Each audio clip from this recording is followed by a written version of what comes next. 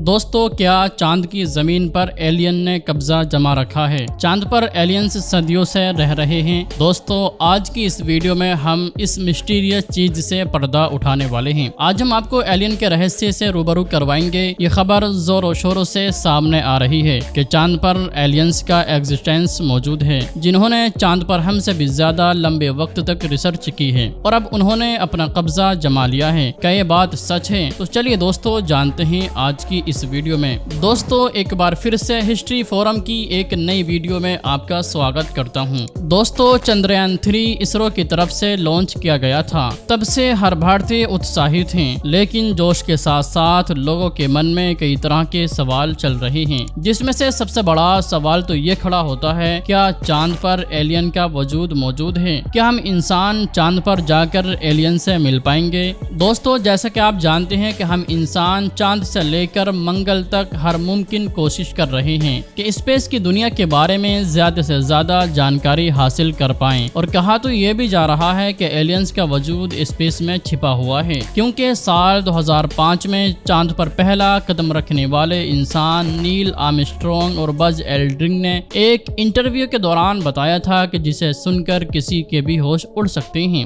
بز ایلڈرن نے بتایا تھا کہ جب نیل آرمسٹرانگ نے چاند کی زمین پر اپنا پہلا قدم رکھا تھا تو انہوں نے کوئی رہسیہ والی شیپ کو اپنی طرف آتے ہوئے محسوس کیا تھا۔ دوستو آپ کی جانکاری کے لیے بتا دیں کہ 260 ڈگری سے لے کر -280 ڈگری ٹھنڈی تک ہر ایک چیز ایلینز جھیل سکتے ہیں، اور اتنا ہی نہیں، کہا تو یہ بھی جاتا ہے کہ ایلینز سینکڑوں سالوں تک زندہ بھی رہ سکتے ہیں، اور انہی ساری چیزوں کے جاننے کے لیے چاند پر ایک عرصے سے اسٹڈی چل رہی ہے، کیونکہ چاند پر انسانوں نے کئی بار قدم رکھے اور وہاں سے مٹی سیمپل کے طور پر لے کر آئے ہیں۔ اور دوستو جس پر ریسرچ کرنے سے پتا چلتا ہے کہ چاند کی زمین پر پانی تو موجود ہے، لیکن برف کی شکل میں جمع ہوا ہے، اور اب اسی بات کو دیکھتے ہوئے چاند پر بستی بنانے کا ارادہ بھی کر لیا گیا ہے۔ ناسا اس کام میں دن رات لگا پڑا ہے، یعنی کہ انسان چاند پر وہ تمام چیزیں تلاش کر رہا ہے جو انسانی زندگی کے لیے ضروری ہیں۔ لیکن دوستو جب سے چاند پر ایلینز کو لے کر بڑا خلاصہ ہوا ہے، تب سے لوگوں کے ہوش اڑ گئے ہیں۔ اصل میں دوستو ہر مون مشن میں ایلینز اور انسانوں کے بیچ ہونے والے آمنے سامنے کو لے کر کافی چرچائیں سرخیوں پر ہیں۔ آپ کو بتا دیں کہ چائنا کے روول نے سال 2010 میں چاند کی زمین پر ایک رہسیمائی چیز کو دیکھا۔ اس نے اس چیز کو اپنے پریزنٹ لوکیشن سے 80 میٹر دور سے دیکھا۔ سائنٹسٹ نے اس کیوب کی طرح دکھنے والی چیز کو رہسیمائی چیز کا نام دیا ہے۔ دوستو اسپیس کی دنیا کے بارے میں نالج رکھنے والے برٹش رائٹر لوئس سائمن نے ایک بہت بڑا دعویٰ کرتے ہوئے یہ کہا تھا کہ امریکہ کے اپولو مون مشن کے انترکش یاتریوں نے چاند پر ایسی ہزاروں تصویریں دیکھیں جس میں ایلینز کے ثبوت صاف صاف دیکھنے کو ملے۔ ناسا کے مطابق جب 1972 میں اپولو 16 مشن کو کیا گیا تھا تو اس کے دوران لی گئی تصویر میں ایک لمبی سگار جیسی چیز دیکھنے کو ملی کہ یہ عجیب سی چیز گڈھے میں چھپی ہوئی دکھائی دی۔ وہیں اپولو 16 مشن میں UFO جیسی چیز دیکھنے کا بھی دعویٰ کیا جا رہا تھا۔ اور دوستو اگر ہم اپولو 11 مشن کی بات کریں تو اس دوران ایک تصویر میں لونر لینڈر کے ساتھ قریبی بحث میں ایک چمکدار UFO دیکھنے کا دعویٰ کیا گیا۔ 21 جولائی سال 1969 میں جب نیل آرمسٹرانگ نے چندرما پر پہلا قدم رکھا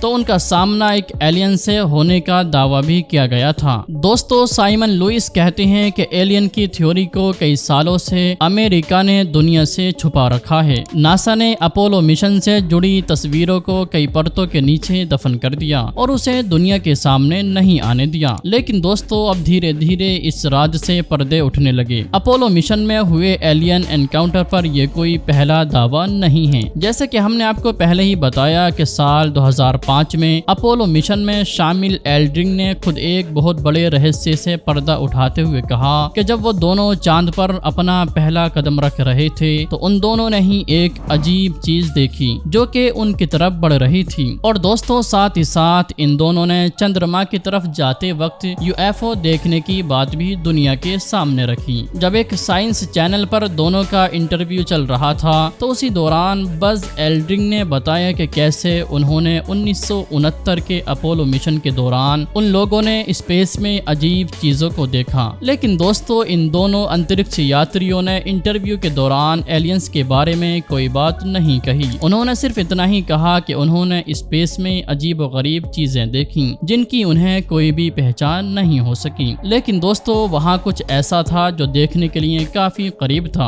अब खुद ये सोचिए वहाँ क्या हो सकता है। लेकिन उन्होंने साफ तौर पर नहीं बताया। उन्हें डर था कि मिशन हाउस और वॉइस को खतरे में डाल सकता है, क्योंकि हम जानते हैं कि उन न्यूज को पूरी दुनिया सुनने वाली है। कहीं कोई वहाँ एलियंस होने का दावा न कर दे। इसके अलावा नील आर्मस्ट्रॉन्ग जो साल 2012 में इस दुनिया को अलविदा कह गए, उन्होंने बताया कि मिशन के आखिरी पड़ाव में 21 जुलाई 1969 की सुबह 4 बजे यूएफओ यमन जैसा कुछ दिखाई दिया था, जिसको लेकर नील आर्मस्ट्रॉन्ग ने नासा सेंटर में मौजूद साइंटिस्ट को बताया था। एक्सपर्ट तो ये भी कह रहे हैं कि स्पेस में कई टावर हैं जिनकी लंबाई 2500 मीटर तक है, और अगर इन सारी चीजों को इकट्ठा करके देखा जाए तो एलियन वाली बात वाकई इंसान को चिंता में डाल सकती है। दोस्तों आपको लगता होगा कि चांद की जमीन भी पृथ्वी जैसी जमीन की तरह है, लेकिन ऐसा बिल्कुल भी नहीं है। वहाँ के हालात काफी अलग हैं। चांद पर पृथ्वी की तरह ही पहाड़, घाटियाँ और मैदान हैं, और देखने में यहाँ सिर्फ रेगिस्तान लगता है। यहाँ पर कई बड़े बड़े गड्ढे भी हैं जो अंतरिक्ष की चट्टानों और एस्टेरॉयड के टकराने से हो जाते हैं। लेकिन चांद पर कोई वायुमंडल नहीं है, यानी कि चांद पर सांस लेने के लिए कोई हवा नहीं है।